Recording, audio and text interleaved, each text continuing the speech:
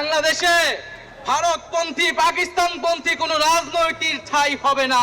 এক সময় যে দল বলেছিল আমরা পুরনো রাজনীতি ভাঙতে এসেছি, আজ সেই দলই হাত মিলিয়েছে এমন এক শক্তির সঙ্গে যাদের ইতিহাস প্রশ্নবিদ্ধ, যাদের নাম শুনলেই বাংলাদেশে বিতর্ক শুরু হয়। প্রশ্ন একটাই, জামায়াত এনসিপি জোট এটা কি সংস্কার নাকি ক্ষমতার রাজনীতিতে একটা বড় আপোষ?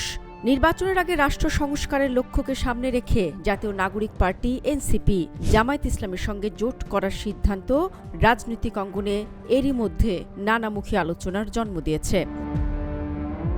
যে আশা নিয়ে যাত্রা শুরু জাতীয় নাগরিক পার্টি এনসিপির, এই নামটার সঙ্গে জড়িয়েছিল এক ধরনের আশা। ২০২৪ সালের গণ আন্দোলনের পর তরুণদের নেতৃত্বে জন্ম নেওয়া এক দল। স্বচ্ছতা, জবাবদিহি, সংস্কার, এই তিনটি শব্দই ছিল তাদের পরিচয়। কিন্তু সময়ের ব্যবধানে দলটির জন্য রাজনীতির বাস্তবতা কঠিন হয়ে উঠল। নিজেদের প্রয়োজনে তারা জামায়াতে ইসলামের সাথে জোট করেছে। এ বিষয়ে এনসিপির আহ্বায়ক নাহিদ ইসলাম জানান, জামায়াতের নেতৃত্বাধীন ৮ দলীয় জোটে যোগ দেওয়া পুরোপুরি একটি নির্বাচনী সমঝোতা, কোনো আদর্শিক ঐক্যের প্রশ্ন নেই। সেই চ্যালেঞ্জটাকে গ্রহণ করতে চাই, নির্বাচনের মাধ্যমে আমরা জনগণের কাছে পৌঁছাতে চাই। দলটির নেতাদের মতে তাদের প্রধান লক্ষ্য হল জুলাই সনদ বাস্তবায়ন এবং আসন্ন গণভোটে হাঁ ভোটের নিরঙ্কুশ বিজয় নিশ্চিত করা।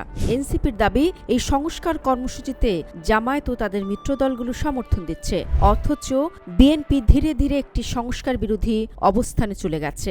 এনসিপির বিশ্বাস, সংস্কারের পক্ষে থাকা ভোটগুলি যদি এক ব্যালটে আনা যায় তাহলে গণভোটে হাঁ ভোটের জয় সহজ হবে এবং একই সঙ্গে রাষ্ট্রের মৌলিক সংস্কারগুলো দ্রুত বাস্তবায়নের পথ প্রশস্ত হবে।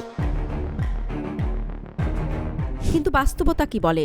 এনসিপির সিদ্ধান্তে দলের ভেতরে শুরু হয়েছে প্রশ্ন আর বাইরে চরম সমালোচনা। এই সিদ্ধান্তে দলের ভেতরের একটি ছোট্ট কিন্তু প্রভাবশালী অংশ বিচ্ছিন্ন হয়ে পড়েছে, যাদের মধ্যে সাবেক তথ্য উপদেষ্টা মাহফুজ আলম আছেন।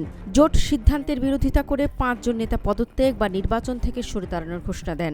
তারা হলেন সিনিয়র যুগ্ম সদস্য সচিব তাসনিম জারা, যুগ্ম সদস্য সচিব আরশাদুল হক, যুগ্ম আহ্বায়ক মনিরা শারমিন ও তাজনুভা জাবিন এবং যুগ্ম মুখ্য সমন্বয়ক নাভিদ নওরুজ শাহ।